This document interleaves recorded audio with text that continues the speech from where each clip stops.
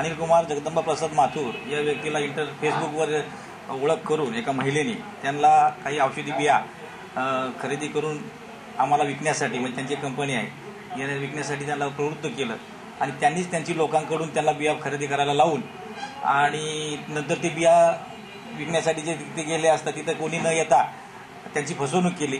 त्यांची जवळजवळ 22 लाख रुपयाच्या त्यांना बिया खरेदी करायला लावल्या आणि नंतर त्या बिया कोणी खरेदी करायला न येता त्यांची फसवणूक केली म्हणून त्यांनी मग पोलीस स्टेशनला येऊन कंप्लेंट दिली। त्यावरून मग आपण त्याचा तपास केला। त्यांनी ज्या अकाउंटवर पैसे ट्रान्सफर केले होते त्या अकाउंटच्या माध्यमातून आपण त्यांचा शोध घेऊन आपण आतापर्यंत 4 लोकांना अरेस्ट केलेले आहे आणि आणखी 4 लोक अरेस्ट करायचे।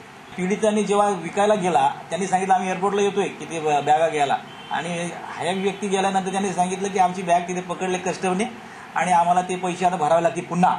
जेव्हा त्यांना रिपीट पैसे मागितले तेव्हा यांना संशय आला की जो पैसे द्यायला तुम्ही आले त्या बॅगेत पैसे आहेत तर ते द्या।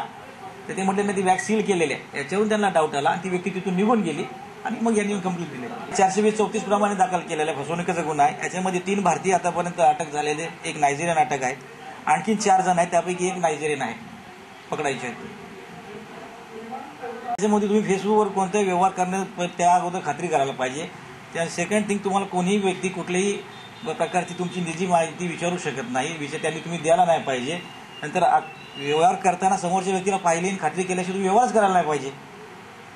इथे एटीएम बद्दल किंवा आपल्या बँक पासबुक बद्दल किंवा आपल्या अकाउंट बद्दल कुठल्याही व्यक्तीला कोणीही माहिती द्यायची नाही, आपली पर्सनल माहिती अजिबात देऊ नये आणि जर आपल्याला वाटते तर आपण बँकेमध्ये किंवा तिथे जाऊन पर्सनली खात्री केल्याशिवाय कोणताही व्यवहार करू नये।